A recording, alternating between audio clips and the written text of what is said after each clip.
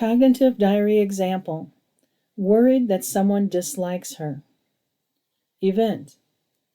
A coworker acts like she dislikes me. She doesn't seem very friendly towards me. Emotions. Confused, distressed, resentful. Distress rating, 7. Distress less in control. Thoughts. What's wrong with me that she doesn't like me? I'm a nice person and didn't do anything to her. I've tried everything. I don't know what else to do. What if I can't make her like me? It is so unfair. Who does she think she is to treat me like this? What a snob. Can you identify the irrational thinking in this example?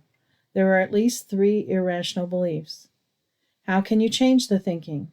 What is another way of thinking about the situation that won't cause the feelings of confusion, distress, and resentment? Pause here before listening to the answers to consider what cognitive beliefs might be causing the self-talk and how to refute those beliefs. Answer: irrational beliefs. Catastrophizing. This person has the irrational belief that it is horrible that someone might not like her. So it is first important to challenge this belief. It is not possible to be liked by everyone. Everyone is different, with different preferences and interests. In fact, why would anyone want to be liked by everyone? For instance, do you want to be liked by people who engage in behaviors you consider unethical? Or do you want to be liked because someone feels obligated to like you? What if they don't have time for a new friend but feel like they should spend time with you? In addition, trying to be liked by everyone might even make a person less likable. If a person tries to be liked by everyone, it means that person is not being genuine. Instead, they are being deceptive by trying to please everyone. In other words, if someone doesn't like you, it is a good thing because you are being naturally who you are.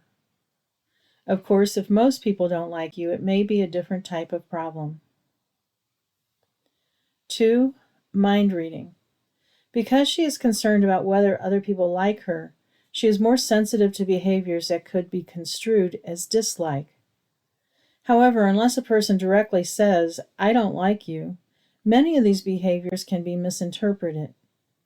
For instance, the other person could be shy or could be more social with people she knows better. Sometimes behaviors can be related to different cultures or backgrounds. Or she could be intimidated or lost in thought, or numerous other reasons why she behaves the way she does. When you assume the other person's behavior is about you without any clear indication, you are mind reading. Often people can be very convincing in their reasons for mind reading, but without clear evidence, they are likely to be wrong. It is best to recognize that mind reading is often inaccurate and not to make assumptions. If a person is still concerned, they can check it out directly. "You always seem to ignore me. Is there a problem?" However, it is not a good idea to do this excessively, as others might find it annoying. 3. Blaming. This person became angry when she realized she was helpless to change the situation. So instead of accepting that she can't be liked by everyone, she blamed the other person and labeled her negatively. Even if the other person doesn't like her, it doesn't mean that person is bad. It just means people have differences or other priorities, and we can't be liked by everyone. Blaming the other person when emotional distress is due to personal insecurities is not conducive to developing good relationships. How can this thinking be changed? I don't know how this person feels about me, but even if she does dislike me, it is okay. My self-worth isn't based on whether this person likes me. Everyone is different, and if I'm genuinely myself, some people may not like me.